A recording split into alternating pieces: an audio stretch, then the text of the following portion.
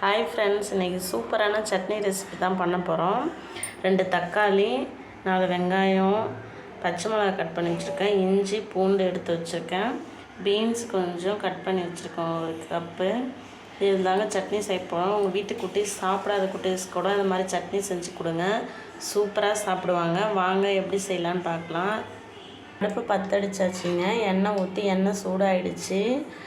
இப்போ எண்ணெய் காஞ்சதும் நம்ம இது எல்லாத்தையும் போட்டு பொரிச்சு எடுத்துடலாம்.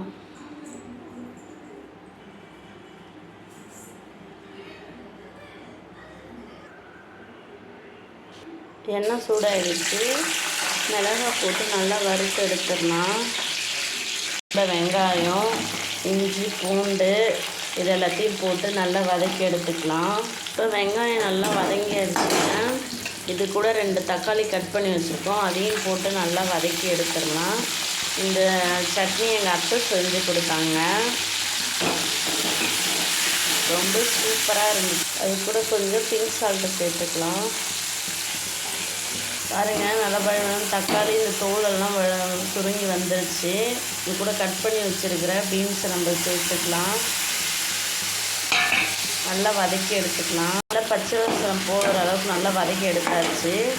இதை ஒரு 10 நிமிஷம் ஆற விட்டுருலாங்க. ஆற விட்டுட்டு இதை நல்லா மிக்ஸி ஜாரில் அரைச்சி எடுத்து வந்துக்கலாம். ஆறிடுச்சுங்க. இதை மிக்ஸி ஜாரில் அரைச்சி எடுத்துக்கலாம். இல்லை கொஞ்சம் தண்ணி எடுத்து ஊற்றி அரைச்சி எடுத்துகிட்டு வந்து பைன் பேஸ்ட்டாக அரைச்சி எடுத்துகிட்டு வந்தாச்சு. அடுப்பு பற்ற அடித்து தாளிப்பு கரண்டி வச்சுருக்கேங்க. எண்ணெய் ஊற்றியாச்சு. எண்ணெய் சூடாச்சு. இது கூட கொஞ்சம் கடுகு, கொஞ்சம் வரமிளகாய் அடுப்பில் போட்டு நல்லா தாளித்து எடுத்தாச்சு. இதில் சேவ் பண்ண வேண்டியதாங்க. அவ்வளோதாங்க, சூப்பரான பீன்ஸ் சட்னி ரெடி ஆகிடுச்சு. இதாங்க சூப்பரான பீன்ஸ் சட்னி ரெடி ஆகிடுச்சு. உங்கள் குட்டீஸ்ங்களுக்கும் சூடாக இட்லி கூட இதை மாதிரி சேவ் பண்ணுங்கள், நல்லா சாப்பிடுவாங்க. பிடிச்சிருந்தா சப்ஸ்கிரைப் பண்ணுங்கள். தேங்க்யூ.